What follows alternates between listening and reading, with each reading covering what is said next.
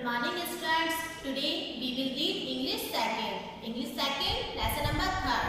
Lesson number 3rd is subject and predicate. Subject and predicate. Okay. Now first open your book and let's start. Lesson number 3 subject and predicate. Read the following sentences.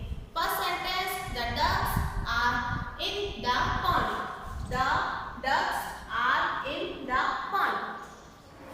Second sentence, the dog is barking. I have written these sentences on the board. The dog is barking. Third one is, mother is cooking food. 4, the dog is in the kennel.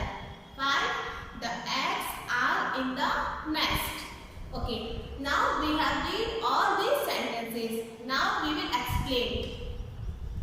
In the above sentences, the ducks, the dog, mother, a dog, the eggs are subject.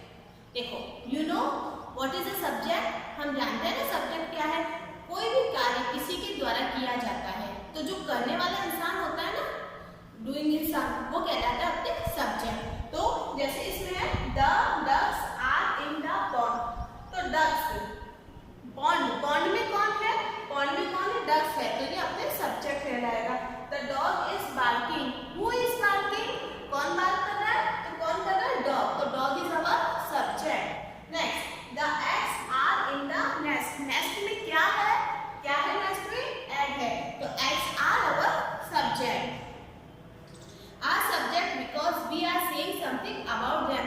All the ducks, the dog, the eggs, mother, all are subject. क्यों? क्योंकि हम इनके बारे में कुछ ना कुछ कह रहे हैं, किसी के बारे में कुछ कह रहे हैं. The subject tell us who or what the sentence is about. देखो subject हमको ये बताता है कि कौन या क्या किसके बारे में बताया जाता है. मीन्स जैसे डॉग क्या कर रहा है? बार्क कर रहा है. या बार्किंग कौन कर रहा है? डॉग कर रहा है. It may be a noun और अ प्रोनाउन. देखो नाउन भी हो सकता है अपना सब्जेक्ट, प्रोनाउन भी हो सकता है. जैसे प्रोनाउन में अपन ले सकते हैं we are going for a picnic. We अपने प्रोनाउन आ गया. यहाँ पर द डॉग इज बार्किंग ये अपने नाउन आ गया. The ducks are in the pond ये भी अपने नाउन आ गया. We can use pronoun as a subject also. हम प्रोनाउन को भी एज ए सब्जेक्ट में यूज कर सकते हैं. In the above sentences, we have observed. We have observed what? Turn your page. In first sentence, are in the pond. Second is barking. Third is cooking food. 4 is in the kennel. 5 are in the nest. देखो बच्चों, यहाँ पर 5 sentence return है. उसके इधर एक box में क्या लिखा हुआ है हमारे, हम देखते हैं. Describe what is being said about the subject. देखो फर्स्ट सेंटेंस था आपके the ducks are in the pond. तो ducks तक को सेंटेंस को छोड़ो. are in the pond. ठीक है, are in the pond ये किसके बारे में कहा जा रहा है? अपने को सब्जेक्ट के बारे में कहा जा रहा है. किसके बारे में? सब्जेक्ट के बारे में कहा जा रहा है. फिर उसके बाद देखो the dog is barking. the dog तक अपने सब्जेक्ट है, इसको छुपाओ. is barking. barking कौन कर रहा है? डॉग कर रहा है. बार्किंग कौन कर रहा है? डॉग कर रहा है. उसके बाद the eggs are in the nest. अपने सब्जेक्ट क्या है? The eggs. इसको हाइड करो. Are in the nest. Nest में कौन है? एग्स है. कौन है नेस्ट में? एग्स है. ठीक है, तो ये क्या बता रहे हैं? सब कुछ ना कुछ अपने सब्जेक्ट के बारे में बता रहे हैं. तो all words that describe what is being said about the subject are called predicate. Okay, देखो वो सारे वर्ड्स जो हमें सब्जेक्ट के बारे में कुछ ना कुछ बताते हैं. ओके, वो सारे वर्ड्स जो हमें सब्जेक्ट के बारे में कुछ ना कुछ बताते हैं क्या कहलाते हैं? Predicate. Okay, predicate. For example देखो द डक्स. द डक्स है अपने, ये क्या है? अपने सब्जेक्ट हो गया. ओके, अब इसके आगे में जो अपना सेंटेंस बचा, हमने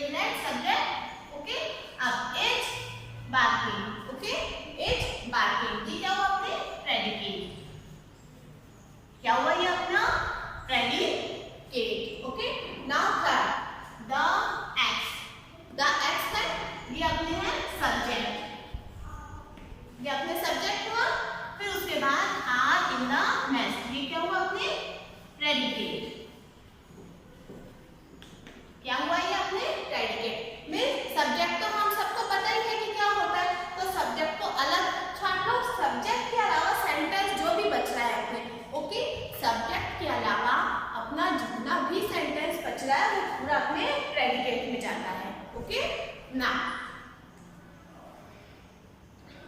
all words that describe what is being said about the subject are called predicate. देखो, कोई से भी वर्ड होते हैं जिसमें सब्जेक्ट के बारे में बताया जाता है, ठीक है? कोई भी वर्ड्स होते हैं जैसे द डक्स, ये अपन ने सब्जेक्ट लिया। अब डक्स कहाँ का, डक्स के बारे में क्या बताया जा रहा है अपने को? में सब्जेक्ट के बारे में बताया जा रहा है ना, क्या बताया जा रहा है? Are in the pond. Ducks के बारे में क्या बताया जा रहा है? वो पॉन्ड में है। तो हम सब्जेक्ट को तो यहाँ अलग छाट देंगे, ओके? सब्जेक्ट को अलग करेंगे। अब उसके बाद जो भी अपने सब्जेक्ट के बारे में बताया जा रहा है वो अपना कहलाता है प्रेडिकेट। ओके, क्या कहलाता है? प्रेडिकेट। ओके, इसी तरीके से सब्जेक्ट अपने छाट लिया, अपन ने इधर अलग से रख लिया, रिमूव कर दिया द डॉग। अब डॉग, डॉग के बारे में क्या बताया जा रहा है अपने को? Is barking. क्या बताया जा रहा है डॉग के बारे में? Is barking. तो ये क्या हुआ अपने प्रेडिकेट में सब्जेक्ट के बारे में अपने कुछ भी बताया जाता है तो वो क्या कहलाता है? अपने प्रेडिकेट। सब्जेक्ट में तो कोई दिक्कत ही नहीं है, तुम सबको सब्जेक्ट तो सबको पता है, किसी भी कार्य को करने वाला, ओके? और सब्जेक्ट के बारे में जो कुछ भी बताते हैं सेंटेंस में, दैट इज कॉल्ड प्रेडिकेट। अब देखो, a sentence, subject and predicate. Sentence के 2 पार्ट्स होते हैं। सब्जेक्ट हमको पता है, ये सब्जेक्ट, और सब्जेक्ट के अलावा जो आ रहा है वो पूरा अपने प्रेडिकेट है। Now remember, a sentence has 2 parts. 2 parts होते हैं सेंटेंस के, सब्जेक्ट एंड प्रेडिकेट। उसके बाद आ रहा है अपने the subject can be a noun और ए प्रोनाउन। अभी अभी हमने पढ़ा था सब्जेक्ट अपने नाउन भी हो सकता है, प्रोनाउन भी हो सकता है। The predicate contains the verb. ये जो अपने प्रेडिकेट होती है इसमें अपने वर्ब होती है, जैसे ये वर्ब आई यहाँ पर, इज बार्किंग आई अपने, यहाँ पर आर आई अपने। जो अपने प्रेडिकेट होता है उसमें अपने हेल्पिंग वर्ब या मेन वर्ब कुछ भी आ सकती है। The position of a subject in the most sentences is at the beginning of a sentence. Means हमारे mostly जो अपन सेंटेंस बनाते हैं उसमें सब्जेक्ट होता है मोस्टली अपने स्टार्टिंग में ही आता है, ओके? जो भी सब्जेक्ट होता है अपने मोस्टली कहाँ आता है? स्टार्टिंग में ही आता है।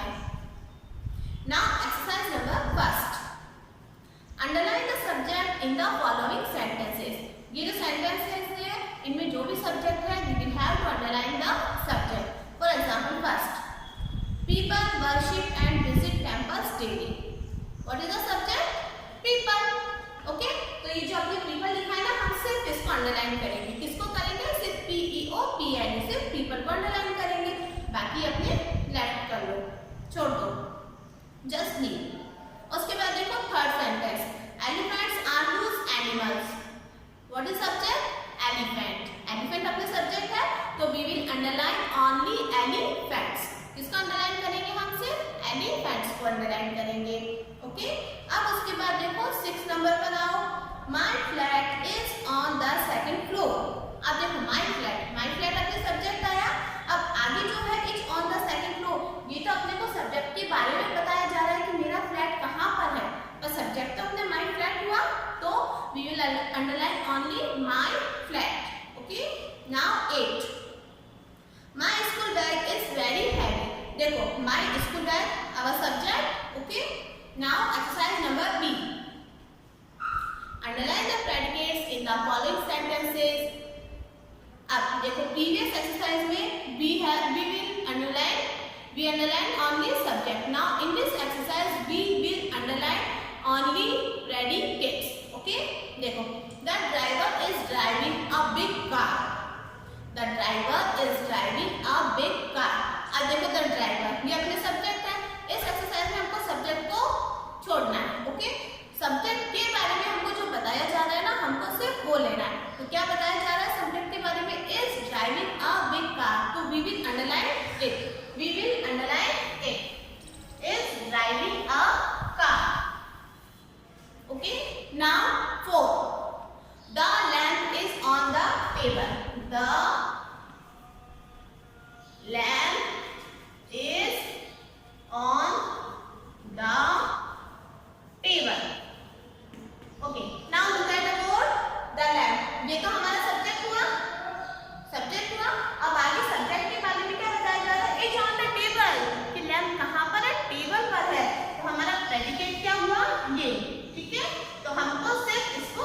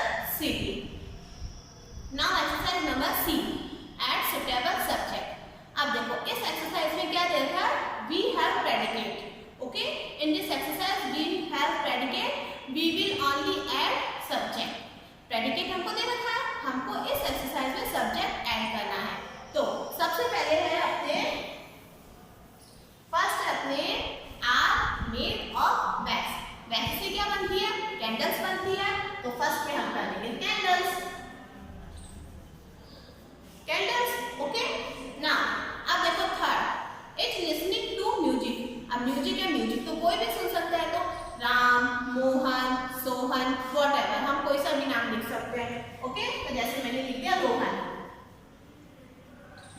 Rohan. Okay, now 5 have guns in their hand. Gun किसके हाथ में होगी? या तो पुलिस के हाथ में होगी या रॉबर्स के हाथ में होगी। ठीक है, तो हम पुलिस भी कर सकते हैं, रॉबर्स भी कर सकते हैं। Okay, now exercise number 4 add suitable predicate. देखो, now in this exercise we have subject. Okay, हमारे पास सब्जेक्ट है, we will only add predicate. Okay, we will only add predicate. First is the postman. First the postman. Postman का क्या काम है? The postman delivers letter. Postman लगते हैं इसे DELIVERS, डिलीवर्स। क्या करता है पोस्टमैन? लेटर्स डिलीवर करता है। Okay, now third ducks. Ducks में आप कुछ भी कर सकते हैं। Ducks are swimming in the pond, या आपने जैसे फर्स्ट एग्जांपल भी वही था बुक में। अब उसके बाद जैसे टीचर है, 5 टीचर है, teacher are teaching in different classes, या teacher are always punctual, whatever you want. Okay, now exercise number E, pick out the subject and the predicate in the following sentences and write them in the table below. देखो, इन sentences में we will have to remove subject and predicate. Okay, in this exercise we will remove subject and predicate. Now turn your page. Look here, there is a table. Okay, one block is for subject and second block is for predicate. अब इन sentences में भी exercise number 5 में जैसे first sentence है, children are playing in the park. Okay, तो अब अपना subject क्या होगा इसमें? Children. What is the subject? Children. तो हम चिल्ड्रन को जो सब्जेक्ट वाला है ना, तो चिल्ड्रन यहाँ लिखेंगे। ओके, इस ब्लॉक में। अब प्रेडिकेट, सब्जेक्ट के अलावा जो अपने बचता है वो पूरा प्रेडिकेट होता है। तो are playing in the park. Okay, are playing in the park, इस तरीके से करेंगे। अब उसके बाद देखो 4, honesty is the best policy.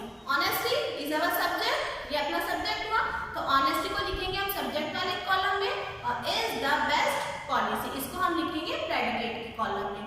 Okay, now 6, a tailor make suits and dresses. Okay, तो a tailor is our subject, a tailor is our subject, तो हम इसको क्या करेंगे? अटेलर को लिखेंगे सब्जेक्ट वाले कॉलम में। ओके, और जो भी बचा अपने उसके बाद मेक सूट्स एंड ड्रेसेस, ये हम लिखेंगे प्रेडिकेट के कॉलम में। Okay, now next exercise number F, match the subjects to the suitable predicate. अब हमको क्या करना है? मैच करना है। क्या करना है? मैच करना है। For example first Jaipur. Jaipur देखो इधर 4th में आ रहा है अपने, it's called the pink city, है ना? देखो, Jaipur it's called the pink city, is called the pink city. Okay, Jaipur is called the pink city. इस तरीके से हमको मैच करना है। तो हमको क्या करना है? जयपुर के आगे जैसे 4 लिख देंगे हम। ओके, 4 नंबर पे है। अब उसके बाद देखो जैसे 5 नंबर पर है द ऑथर। ऑथर क्या होता है? 10 नंबर का इसके मैच कर रहा है